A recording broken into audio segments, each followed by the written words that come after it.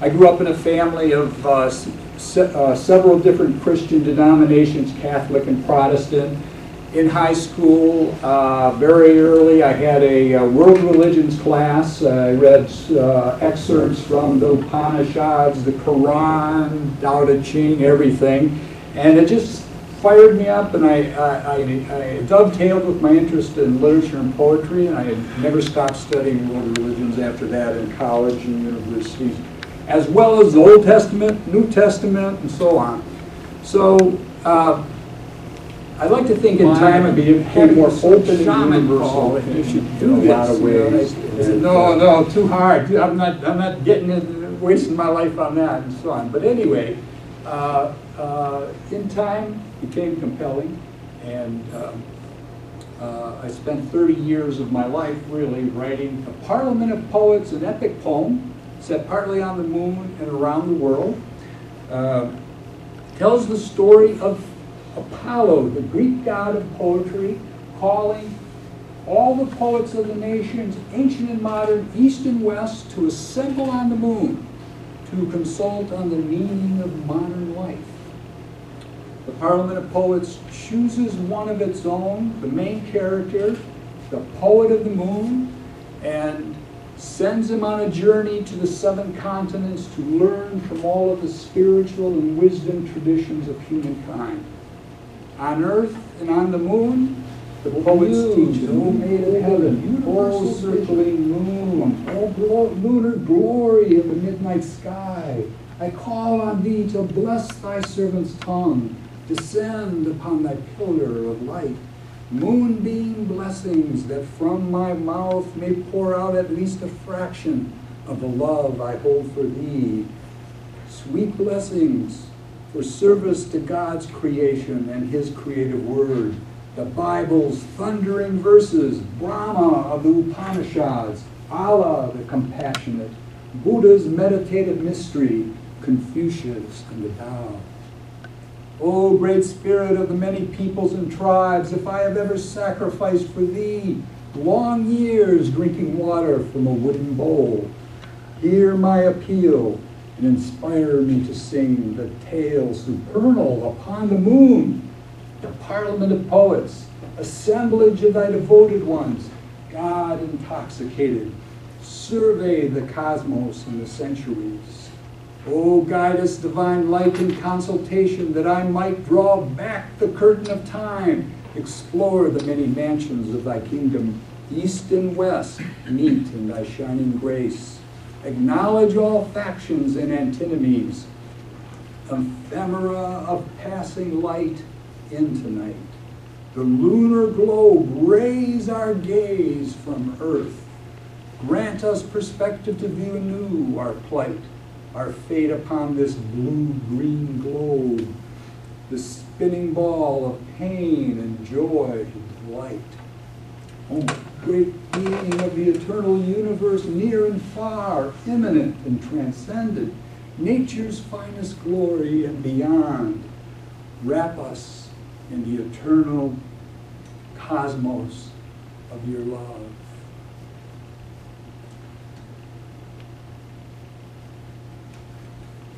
Very beginning of the 2nd chapter, the main character, poet of the moon, speaking. A great war cry went up, drums, tom, tom, the deep bass sound of tightly stretched hide, chanting of many braves, pounding of hearts, clearing a space. Poets made room for a young Lakota Indian brave, strong and virile, raising a hoop before him, dancing the hoop dance of his people, the hoop dance of all the peoples of Mother Earth, far above, while all stood round, the poets and seers, shamans and singers, griots and troubadours, bards and rhapsodes, watching him pounding moon dust, mesmerized, for he danced in another world, the world, as it were, of the moon.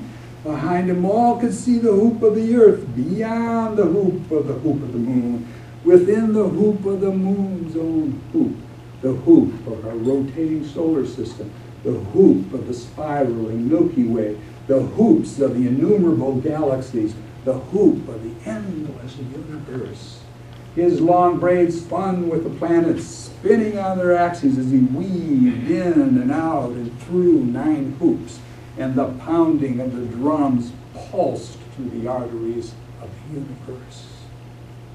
First one way and then the other, his moccasins dancing through moon dust, feathers proudly worn, hide loincloth, pipe bone breastplate, and headdress, transfixing everyone by the energy of his dance. Seen by all, an even more astounding sight took place as he slowly changed into an ancient medicine man, standing proud and noble, holding a sacred coupe stick, a medicine wheel with 7 feathers suspended from it. The youth was gone. Black Elk stood before us. "Behold the earth," he commanded, gesturing with his coupe stick, directing our gaze, rising like a hoop of many peoples. "It is holy, being endless, broken like a ring of smoke. The broken hoop begins to heal, to encircle the Indian nation. All nations once again heal." All the universe seemed to listen. In a sacred manner, wide as starlight, though broken and scattered, Black Elk moved toward me, lifting his coupe stick to earth. "The holy tree will heal and flourish. Poets and shamans, bring the people back into the sacred hoop that they might walk again the red road in a sacred manner, pleasing to Wampanoag, the great mystery. Gitche Manito, the great spirit, the great Father beyond all the names of my people, the spirit of the universe." Looking out over the sea of tranquility at the sea of faces following his every word, Black Elk said, "Though nations are in despair, teach this poet your strong medicine, that he might help humankind walk the good road again." Coming down from the module, I stood before Black Elk, struggling with emotion, speechless, overcome by the vision of his words. Black Elk began chanting, raising the hoop, raising the vision of man, not white nor red, but human. The good earth spinning in the background. And then he said, "It is hard to follow the great vision in the world of darkness. Many men get lost among the shadows." Turning round to all the assembled poets on all sides, Black Elk said, "We must be the pathfinders for this poet, guide him through the forest of memory on the right path. Even I despaired for my people, thought the people's beautiful dream had died. I, to whom was given so great a vision. Sometimes dreams are wiser than waking. We know the center is not dead, cannot die. I, to whom was given so great a vision. The great mystery watches all his children, help this poet tend the sacred tree, bloom again at the center of the hoop. If your medicine is strong, pour it forth." And then, from the Indian hunting party, Chief Seattle, another chief in full regalia, a headdress of eagle feathers and brocade, flowing down behind him. Standing next to Black Elk, Chief Seattle said, gazing at our planet, "Every part of Earth is sacred to our people. Pine needles and sandy shores, dark woods and meadows, the humming insect and the howling wolf, all are holy.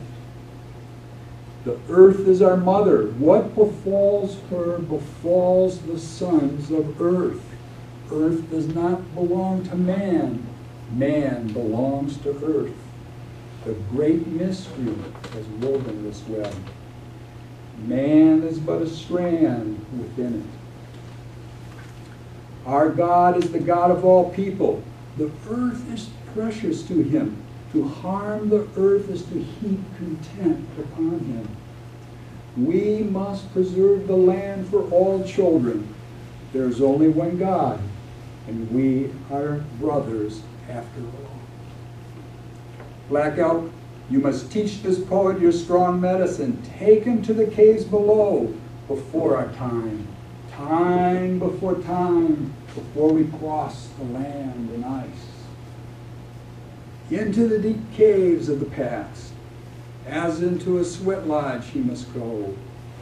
Teach him the ways of earth people, so that his tongue may chant the song that will help the world tree grow again. At last the great circle of peace whooped the globe. With those words, the great chief passed back into the hunting party, his words in the moon air, leaving all pondering deeply what he had said.